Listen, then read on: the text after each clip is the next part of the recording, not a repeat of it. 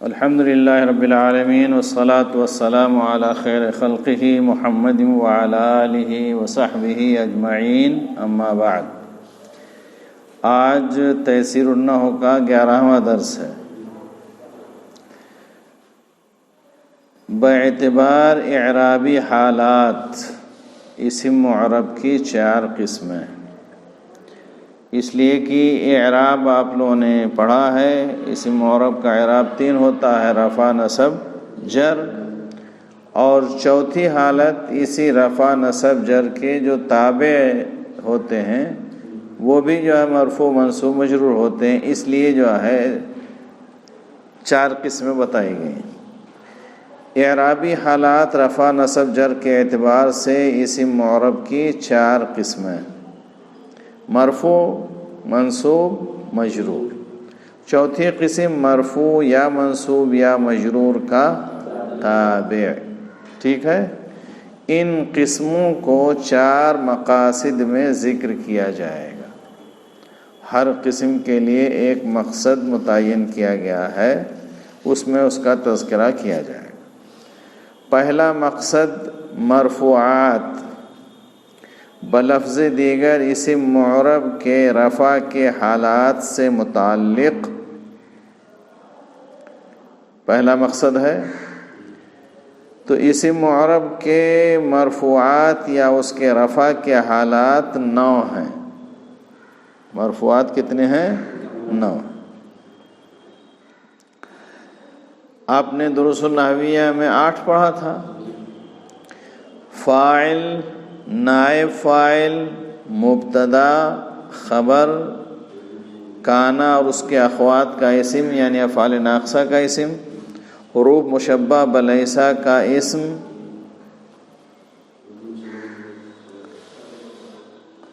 اس کے بعد افعال مقاربہ کا اسم۔ افعال مقاربہ یہ اس میں شامل نہیں تھا دروس النحویہ۔ حروف مشبہ بالفعل یعنی انا اور اس کے اخوات کی خبر، اور لائے نفی جنس کی خبر، ٹھیک ہے۔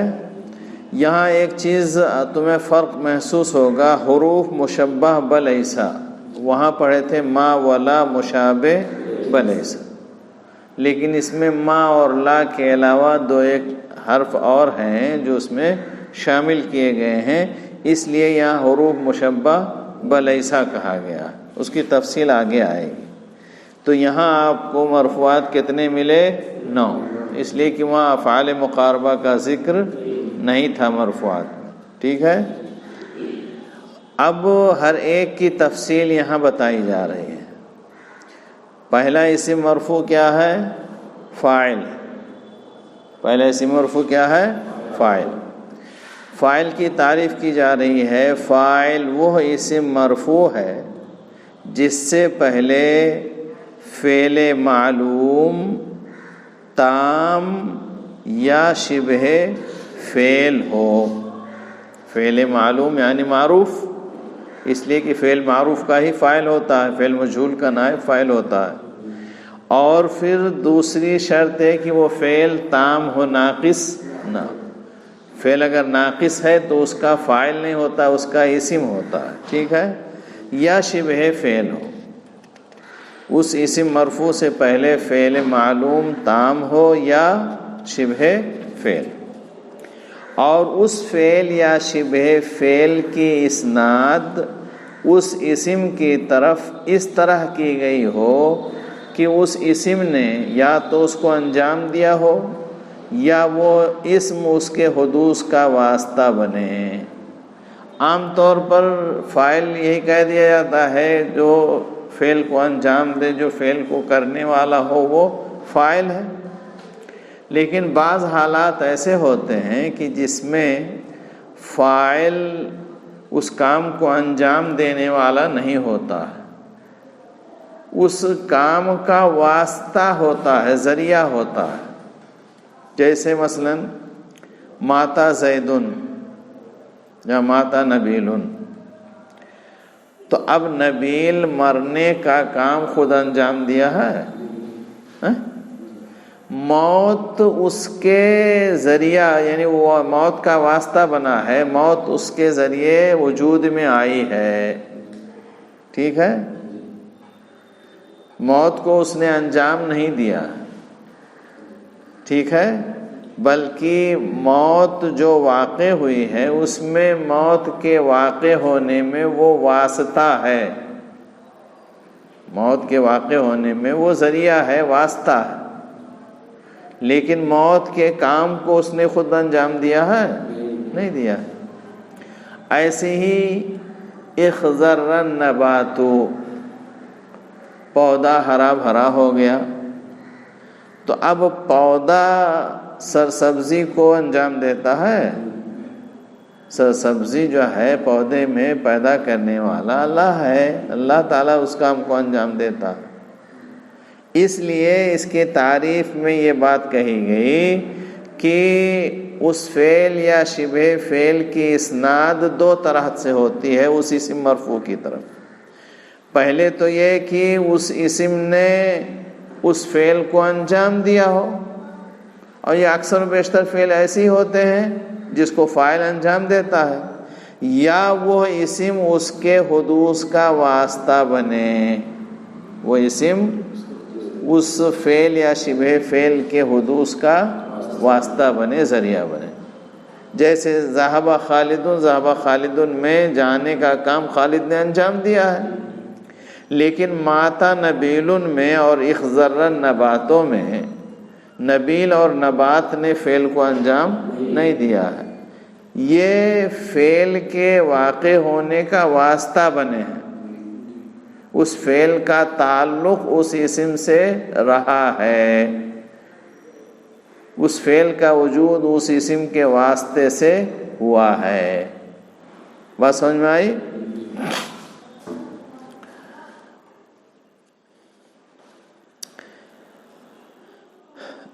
چنانچہ حاشیے میں اس کی وضاحت کی گئی ہے، ذہب خالد کو بتایا گیا کہ یہ مثال اسم کے فعل کو انجام دینے کی ہے، چنانچہ ذہاب یعنی جانے کو خالد نے انجام دیا ہے۔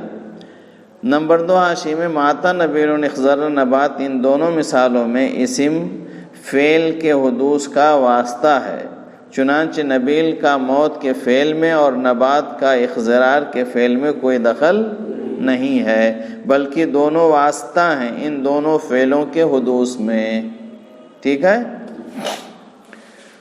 اب یہ ہو گئی فاعل کی تعریف، فاعل کی تعریف کہ وہ اسم مرفوع ہے جس سے پہلے فعل تام ہو یا شبہ فعل ہو، فعل جو ہے معروف تام ہو اور یا شبہ فعل، اور اس فعل تام یا شبہ فعل کی اسناد اس اسم کی طرف دو طرح سے کی گئی ہو۔ ایک تو یہ کہ اس اسم نے اس فعل کو انجام دیا ہو، دوسرا یہ کہ وہ اسم اس فعل یا شبہ فعل کے حدوث کا واسطہ بنے، اس نے انجام نہ دیا۔ اس کے بعد ہے فاعل کی مختلف حالات، فاعل کی مختلف حالات، درج ذیل چیزیں فاعل واقع ہوتی ہیں۔ کون کون سی چیزیں فاعل بنتی ہیں، فاعل بن سکتی ہیں؟ تو اس میں سب سے پہلی چیز ہے اسم معرب۔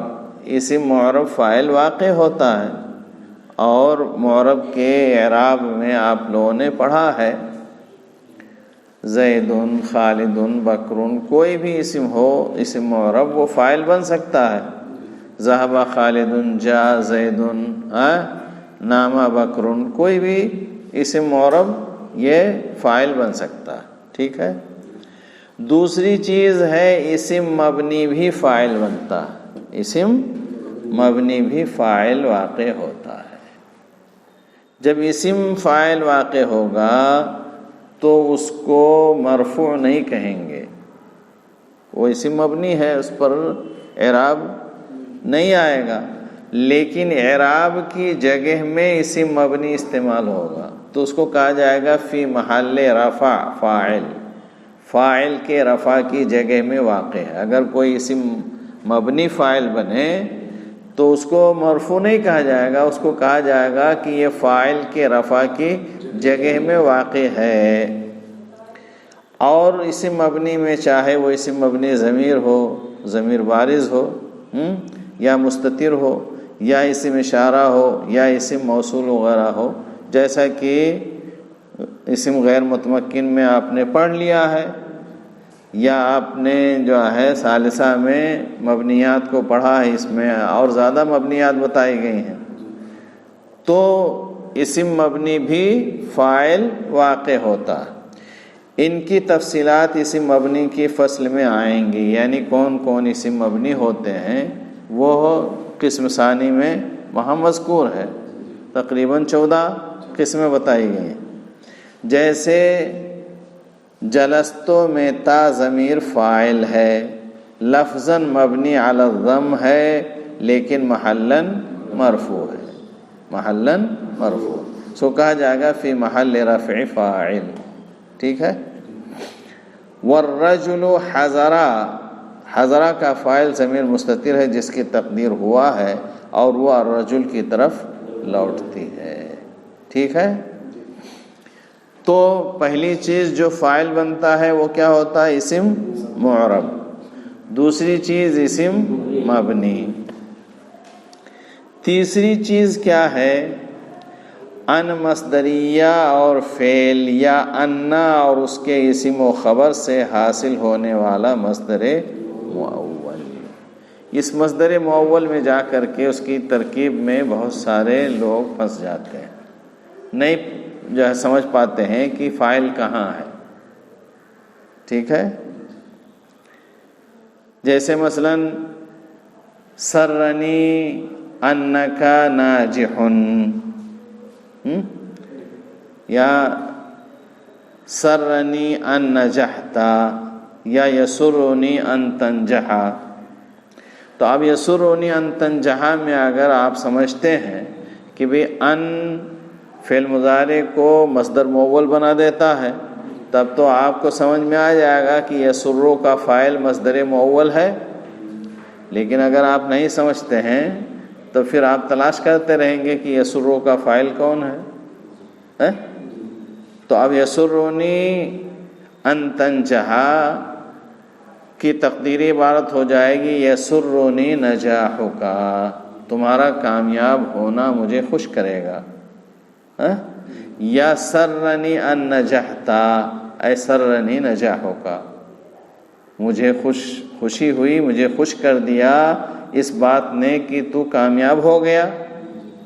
یا سرنی انک ناجحن، تو انا بھی جو ہے اپنے اسم اور خبر کو مصدر مؤول بنا دیتا ہے نا، وہی جو ہے سرا کا فاعل بنے گا. تو تیسری چیز جو فاعل بنتی ہے وہ مصدر مؤول ہے. وہ مصدر مؤول چاہے ان مصدریہ اور فعل سے حاصل ہو یا انا اور اس کے اسم اور خبر سے حاصل ہو. جیسے ینبغی ان تفوزا، مناسب ہے کہ تو کامیاب ہو، تو ینبغی کا فاعل ان تفوزا سے جو مصدر مؤول ہے فوز کا، ینبغی فوز کا، اس کی ترکیب اس کی جو ہے تقدیری عبارت ینبغی فوز کا ہو جائے گا. سرنی انکا فزتا، تو انکا فزتا یہ بھی مصدر مؤول بنے گا فوز کا. ان دونوں مثالوں میں ان تفوزا اور انکا فزتا سے حاصل ہونے والا مصدر مؤول فوز کا، ینبغی اور سرا دونوں فعل کا فاعل ہے. ٹھیک ہے. تو تین چیزیں یہ فاعل بن سکتی ہیں: اسم معرب، اسم مبنی، مصدر مؤول. جب فاعل اسم ظاہر ہوتا ہے، چاہے مفرد ہو یا تثنیہ یا جمع، تو فعل تثنیہ و جمع کی علامتوں سے خالی رہتا ہے. اگر فاعل اسم ظاہر ہے تو فعل کا صیغہ ہمیشہ واحد رہتا ہے. اگر مذکر ہے تو واحد مذکر، اگر مؤنث ہے تو واحد مؤنث. جیسے حضر المدرس، حضر المدرسانی، حضر المدرسون. یہاں فاعل اسم ظاہر ہے نا، تو چاہے واحد ہو، چاہے تثنیہ ہو، چاہے جمع ہو، واحد مذکر کا صیغہ استعمال ہوا ہے. اس لیے کہ المدرس کیا ہے؟ مذکر ہے نا، تو واحد مذکر استعمال ہوا. ایسی ہی حضرت المدرسات یا حضرت المدرسۃ، حضرت المدرستان، حضرت المدرسات. اسم فاعل اسم ظاہر ہے، مؤنث ہے، اس لیے واحد مؤنث کا صیغہ اس کے لیے استعمال ہوا ہے. ٹھیک ہے، تو یہ ایک چیز واضح ہو گئی کہ فاعل جب اسم ظاہر ہوگا، فاعل جب اسم ظاہر ہوگا تو فعل کا صیغہ ہمیشہ واحد استعمال ہوگا. اگر وہ فاعل اسم ظاہر مذکر ہے تو واحد مذکر، اگر مؤنث ہے تو واحد مؤنث استعمال ہوگا. بات سمجھ میں آئی؟ اس کے بعد ابھی دیکھو جہاں جہاں یہ خط کھینچا ہوا ہے وہ گویا ایک ایک مستقل مسئلہ ہے. ایک مسئلہ یہ آپ جان گئے کہ جب فاعل اسم ظاہر ہوگا تو فعل کا صیغہ مفرد استعمال ہوگا، واحد استعمال ہوگا، اور اگر وہ مذکر ہے تو واحد مذکر، اگر مؤنث ہے تو واحد مؤنث. جب فاعل اسم ظاہر نہ ہو، جب فاعل اسم ظاہر نہ ہو تو فعل میں تثنیہ و جمع کی علامتیں پائی جاتی ہیں، اور وہ حقیقت میں رفع کی متصل ضمیریں ہوتی ہیں جو فعل کا فاعل ہوتی ہیں. جیسے الرجلان ذهبا، تو اب ذهبا میں جو الف تثنیہ ہے یہ ہے جو ہے ضمیر بارز ہے اور رفع کی ضمیر ہے جو فعل سے ملی ہوئی ہے. ٹھیک ہے، وَيَذْهَبَانِ میں بھی الف تثنیہ کا ہے. وَالرِّجَالُ ذَهَبُوا میں واو الجمع ہے، وَيَذْهَبُونَ میں واو الجمع ہے وغیرہ. پہلی دو مثالوں میں الرجلان ذهبا وَيَذْهَبَانِ میں الف تثنیہ کی علامت اور رفع کی ضمیر متصل، نیز بعد کی دو مثالوں میں واو جمع کی علامت اور رفع کی ضمیر متصل ہے. تو گویا یہاں جو ہے فاعل اسم ظاہر نہیں ہے، ضمیر ہے. فاعل اسم ظاہر نہیں ہے، ضمیر ہے. اور جب ضمیر ہوگی تو بارز ہو سکتی ہے، مستتر ہو سکتی ہے. بارز اگر ہوگی تو ظاہر ہوگی، بارز اگر ہوگی تو ظاہر ہوگی، مستتر ہوگی تو چھپی ہوئی ہوگی. تو اب یہ تو جو مثال یہاں دی گئی کہ تثنیہ اور جمع کی علامت وہاں پائی جائے گی اور وہی ضمیر ہے جو ضمیر متصل ہے اور فعل کا فاعل ہے. ٹھیک ہے، اس کے بعد جب فاعل مؤنث ہو تو اس کے فعل یا شبہ فعل میں تائے تانیث درج ذیل شکلوں میں آتی ہے. فعل ماضی کے آخر میں یہ تا ساکن ہوتی ہے، جیسے حضرت فاطمۃ، حضرت فاطمۃ. تو حضرت میں جو تے ساکن ہے یہ تثنیہ، یہ تانیث کی علامت ہے، ماضی میں تانیث کی علامت ہے، حرف ہے، یہ اسم نہیں ہے، یہ ضمیر نہیں ہے. اور فعل مضارع کے شروع میں یہ تا متحرک ہوتی ہے، جیسے تحضر فاطمۃ. تحضر فاطمۃ میں تحضر یہ مؤنث کا صیغہ ہے، واحد مؤنث کا صیغہ ہے نا، تو اس میں جو تے جو علامت مضارع ہے یہ بھی جو ہے تانیث کی علامت ہوتی ہے، یہ بھی تانیث کی علامت ہوتی ہے. تو یہ بتایا کہ جب فاعل مؤنث ہو، جب فاعل مؤنث ہو یعنی فاعل اسم ظاہر، تو اس کے فعل یا شبہ فعل میں تائے تانیث پائی جائے گی، تائے تانیث پائی جائے گی. اور اس کی جو ہے یہ شکلیں ہوں گی، اگر ماضی ہے تو ماضی کے آخر میں تائے تانیث ساکن ہوگی، اور فعل مضارع کے شروع میں یہ تا متحرک ہوتی ہے، جیسے تحضر فاطمہ. تیسری شکل صفت جو شبہ فعل ہوتی ہے، صفت جو شبہ فعل ہوتی ہے کہ آخر میں یہ تا متحرک ہوتی ہے، جیسے حامد مجتہدۃ ابنتہ، مجتہدۃ ابنتہ، تو مجتہدۃ یہ اسم فاعل ہے، صفت ہے، اور یہ شبہ فعل ہے، فعل نہیں ہے، شبہ فعل ہے۔ اب اس کی جو ہے مجتہدۃ کا فاعل کون ہے؟ ابنتہ ہے نا، تو اب ابنتٌ یہ فاعل مؤنث ہے، تو اس کے لیے جو شبہ فعل یعنی صفت کا صیغہ ہے اس میں تانیث کی تا پائی جائے گی۔ اگر یہی ابنہ ہوتا تو مجتہد رہتا، لیکن ابنتہ ہے تو مجتہدۃ استعمال کیا گیا ہے۔ ٹھیک ہے، اذان میں کتنے منٹ باقی ہے؟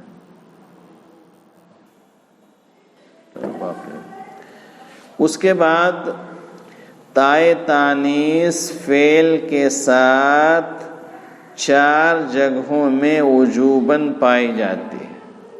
4 مقامات ایسے ہیں کہ جہاں فعل کے اندر تائے تانیث کا استعمال واجب ہے، فعل کا صیغہ مؤنث ہونا واجب ہے۔ کتنی جگہوں پر؟ 4 جگہوں۔ جب فاعل اسم ظاہر ہو، کیا ہو؟ اسم ظاہر ہو۔ دوسری شرط مؤنث حقیقی یعنی اس کے مقابل حیوان مذکر ہو۔ تیسری چیز نیز اس کے اور فعل کے درمیان کوئی فاصل نہ ہو۔ یہ چیز آپ نے دروس النحویہ میں بھی پڑھا ہے، ٹھیک ہے؟ جیسے سافرت فاطمۃ، سافرت فاطمۃ، فاطمۃ فاعل اسم ظاہر ہے، مؤنث حقیقی ہے اس لیے کہ عورت کا نام ہے، اس کے مقابلے میں جاندار مذکر مرد موجود ہے، اور سافرت اور فاطمہ کے درمیان کوئی فاصلہ ہے نہیں، تو شرطیں پائی گئی تینوں کی نہیں۔ اکلت بقرۃ النبات، گائے نے پودے کو کھا لیا۔ یہاں بھی بقرۃ فاعل اسم ظاہر ہے، مؤنث حقیقی ہے، فعل اور فاعل کے درمیان کوئی فاصلہ نہیں، تو ایسی صورت میں فعل کا صیغہ مؤنث ہونا ضروری ہے، یعنی تائے تانیث فعل کے ساتھ لازمی طور پر استعمال کیا جائے گا۔ ٹھیک ہے، پہلی جگہ کون سی ہوئی؟ جب فاعل اسم ظاہر ہو، مؤنث حقیقی ہو، اور فعل اور فاعل کے درمیان کوئی فاصلہ نہ ہو۔ دوسری صورت جب فاعل ضمیر مستتر ہو، کیا ہو؟ فاعل ضمیر مستتر ہو، یعنی ایسی ضمیر جو چھپی ہوئی ہو، اور مؤنث حقیقی کی طرف لوٹے۔ کس کی طرف؟ مؤنث حقیقی کی طرف لوٹے، جیسے فاطمۃ سافرت۔ تو اب سافرت کا فاعل کون ہے؟ ضمیر مستتر ہے جس کی تقدیر ہیا ہے۔ سافرت میں جو تے ہے وہ صرف تانیث پر دلالت کرنے والا حرف ہے، وہ اسم نہیں ہے، وہ ضمیر نہیں ہے۔ ضمیر اس میں ہیا کی ضمیر چھپی ہوئی ہے، ٹھیک ہے، اور لوٹتی ہے کس کی طرف؟ مؤنث حقیقی فاطمہ کی طرف۔ سعاد و حضرت، سعاد و حضرت، سعاد بھی مؤنث حقیقی ہے، اور یہ 2 مثال اس لیے ہم نے دے دیا ہے کہ فاطمہ مؤنث حقیقی ہے اور اس میں تانیث کی علامت بھی موجود ہے۔ سعاد مؤنث حقیقی ہے لیکن اس میں علامت نہیں ہے، یہ گویا مؤنث سماعی ہے، مؤنث سماعی ہے لیکن حقیقی ہے، اس کے مقابل میں جاندار مذکر موجود ہے۔ یا مؤنث مجازی کی طرف لوٹے۔ کس کی طرف لوٹے؟ مؤنث مجازی کی طرف، جیسے الظلمۃ انتہت الشمس طلعت۔ تو دوسری شکل یہ ہوئی کہ فاعل ضمیر مستتر ہو اور وہ لوٹے کس کی طرف؟ مؤنث حقیقی کی طرف لوٹے یا مؤنث مجازی کی طرف لوٹے، مؤنث مجازی کی طرف۔ مؤنث مجازی یہ ہے کہ اس کے مقابل میں کوئی جاندار مذکر نہ ہو۔ بات سمجھ میں آئی؟ الظلمت یا الشمس یہ مؤنث ہیں لیکن مؤنث حقیقی ہے، مؤنث مجازی۔ اور یہاں بھی ہم نے دو مثال اس لیے دے دیا ہے تاکہ تم کو یہ معلوم ہو کہ مؤنث مجازی میں بھی کبھی تائے تانیث رہے گی، تانیث کی علامت رہے گی، اور کبھی نہیں بھی رہے گی، یعنی مؤنث سماعی بھی ہو سکتا ہے، مؤنث مجازی مؤنث سماعی بھی ہو سکتا ہے۔ ٹھیک ہے؟ تیسری شکل جب فاعل ضمیر مستتر ہو، جب فاعل ضمیر مستتر ہو اور جمع مکسر مؤنث یا جمع مؤنث سالم کی طرف لوٹے۔ جمع مکسر کو ہم مؤنث اس لیے کہہ دیے ہیں کہ وہ جمع مکسر واحد مؤنث کے حکم میں ہوتی ہے، جمع مکسر واحد مؤنث کے حکم میں ہوتی ہے۔ جیسے الفواطم او الفاطمات فرحت، تو فرحت میں ہیا ضمیر ہے، فاعل ضمیر مستتر ہے اور لوٹ رہی ہے کس کی طرف؟ جمع مکسر مؤنث کی طرف یا جمع مؤنث سالم کی طرف، جمع مؤنث سالم کی طرف۔ بات سمجھ میں آئی؟ یعنی گویا اس میں جمع مذکر سالم اس میں شامل نہیں ہے۔ اور چوتھی صورت جب فاعل ضمیر مستتر ہو اور مذکر غیر عاقل کی جمع مکسر کی طرف لوٹے، جمع فواطم بھی یہ جمع ہے، جمع مکسر ہے، لیکن فاطمہ کی جمع ہے نا، یعنی مؤنث کی جمع مکسر ہے۔ اور کبھی کبھی جمع مکسر کس کی ہوتی ہے؟ مذکر کی ہوتی ہے، لیکن وہ بھی واحد مؤنث کے حکم میں ہوتی ہے نا۔ جیسے رجل کی جمع رجال ہے، تو الرجال جو ہے یہ ہے واحد مؤنث کے حکم میں ہے، اسی لیے الرجال قام الرجال اور قامت الرجال دونوں پڑھ سکتے ہو، دونوں لکھ سکتے ہو نا۔ تو وہاں تیسری شکل میں یہ بتایا گیا تھا کہ فاعل ضمیر مستتر ہو، جمع مکسر مؤنث یعنی مؤنث کی جمع مکسر ہو یا جمع مؤنث سالم ہو، اس کی طرف لوٹے۔ جیسے اس کی مثال دیا تھا الفواطم او الفاطمات فرحت۔ چوتھی صورت یہ ہے کہ جب فاعل ضمیر مستتر ہو اور جب مذکر غیر عاقل کے جمع مکسر کی طرف لوٹے، جیسے الایام السعیدۃ رجعت۔ الایام یوم کی جمع ہے، یوم مذکر ہے، مذکر کی یہ جمع مکسر ہے، تو مذکر کی جمع مکسر جب غیر عاقل کی جمع ہو تو واحد مؤنث کے حکم میں ہے نا، اس کی طرف اگر جو ہے ضمیر مستتر لوٹتی ہے تو ایسی صورت میں بھی جو ہے فعل کا صیغہ مؤنث ہی رہے گا، فعل کا صیغہ مؤنث ہی رہے گا۔ یہیں تک رہنے دو، ٹھیک ہے؟ السلام علیکم ورحمۃ اللہ وبرکاتہ۔